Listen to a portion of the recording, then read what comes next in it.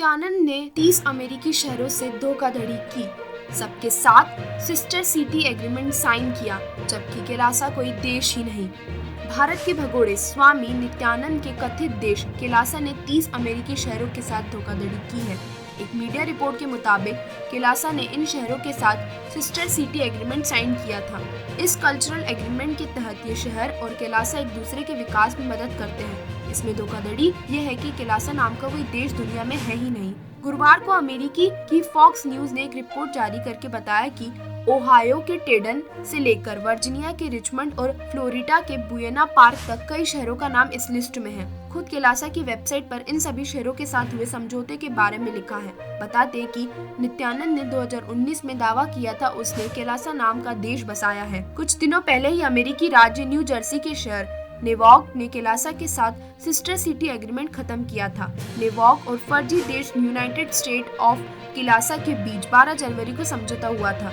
यह ceremony Newark के city hall में हुई थी, लेकिन जब नेवार्क को केलासा की असलियत के बारे में पता चला तो उन्होंने तुरंत अपना समझौता रद्द कर दिया। नेवार्क की प्रेस सचिव सुजेन गेरोफ्लोक ने एग्रीमेंट पर पछतावा जताया। उन्होंने कहा, जैसे ही हमें केलासा की परिस्थितियों के बारे में पता चला, हमने एग्रीमेंट खत्म कर दिया।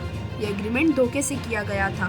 फॉक्स न्यूज की रिपोर्ट में लिखा है कि फर्जी बाबा ने कई शहरों को ठगा है। रिपोर्ट में यह भी बताया गया है कि इन शहरों में से कई ने इस बात को स्वीकार किया है कि केलासा ने उनके साथ धोखाधड़ी की है। नॉर्थ कैरोलिना के शहर जैक्सनविले ने फॉक्स न्यूज को बताया कि हमने केलासा के साथ क्या डॉक्यूमेंट साइन किए हैं, वह घोषणा करने की बात नहीं है। केलासा ने हमसे एक रिक्वेस्ट की थी जिसका हमने जवाब दिया। ये रिक्वेस्ट क्या थी, इसे हम वेरीफाई नहीं करते हैं।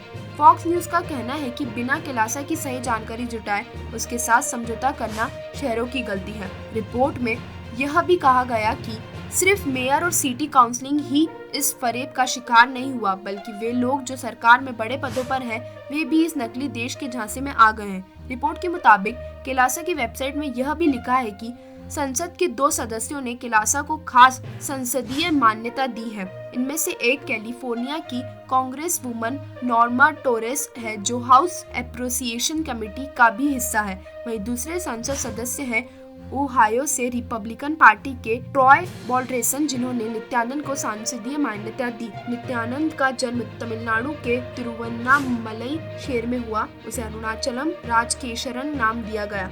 दावा किया जाता है कि 12 साल की उम्र में उसे आध्यात्मिक अनुभव होने लगे थे और 22 साल की उम्र में उसे ज्ञान की प्राप्ति हो गई।